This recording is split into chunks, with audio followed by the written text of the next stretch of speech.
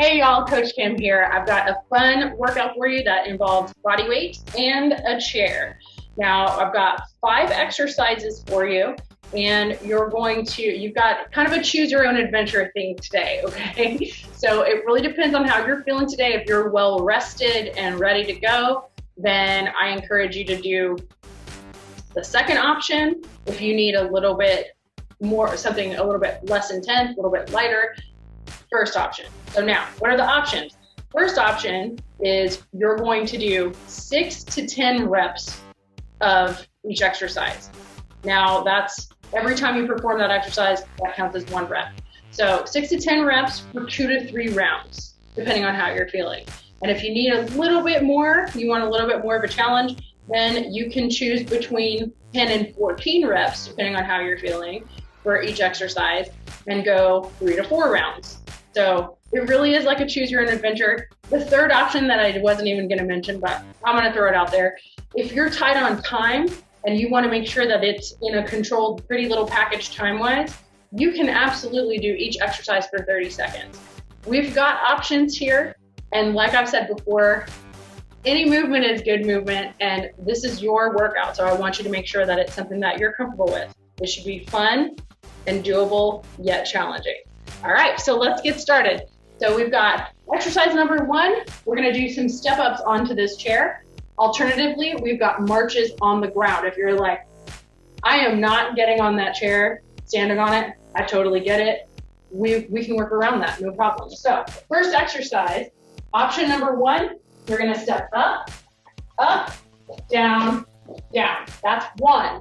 Now you'll switch to the other leg, up, up, down, down. We're at 2, okay?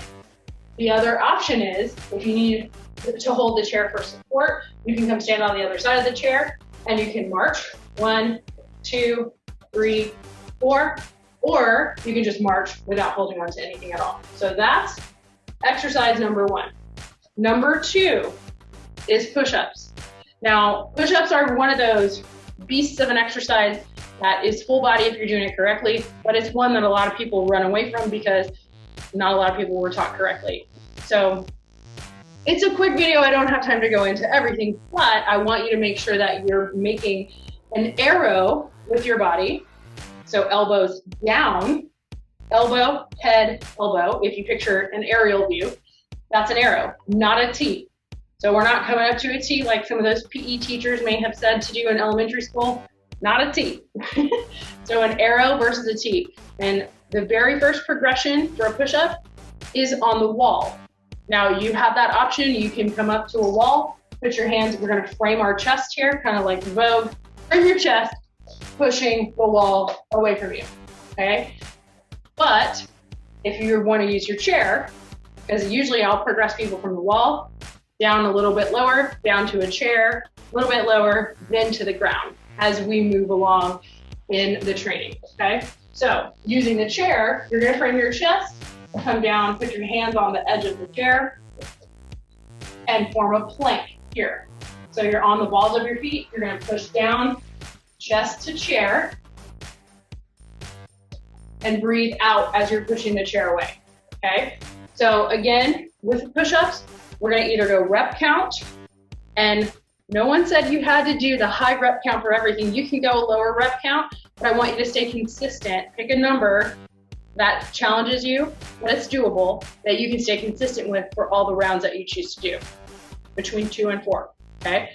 Now, exercise number 3, you have the option to add weights to it if you have weights, or if you have like a gallon of milk, or a bag of cat litter, or something that you wanna add weight to.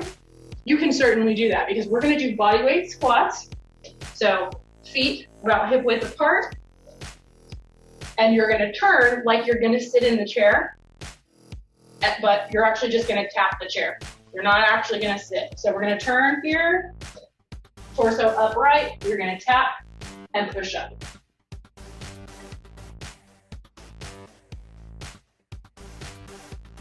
So that is exercise number 3. Exercise number 4, I almost said 4. Exercise number 4, we're gonna come back into that push-up position, hands on the chair, and we're gonna do some mountain climbers. So you're gonna bring your knee up to your chest, alternating sides, And if you really want to get your heart rate up, we can go fast. Okay? Again, that's totally up to you. So mountain climbers on the chair. If you would like, we can come down to the floor and do mountain climbers if you prefer that. Okay? And last but not least, we are going to transition down to the floor for some glute bridges. So you're going to put your feet on the chair after you get down onto the floor. Put your feet up here on the chair, and you're going to push your hips up. So pushing your hips up. So we're trying to get our spine aligned all the way to the knee. So the alternative for that one, if you're not ready to get down onto the floor, you can hinge at your hips. If you want to add a little weight, you can, but these are called good mornings. So you're just going to push your hips back and squeeze your glutes as you push your hips forward. And to see my whole body, feet and everything, from the front is like this, or from the side, you're here. So we're trying to keep your whole back aligned and your neck.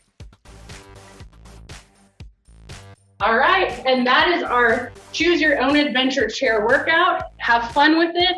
Again, choose something that is challenging but doable. Let me know what you think.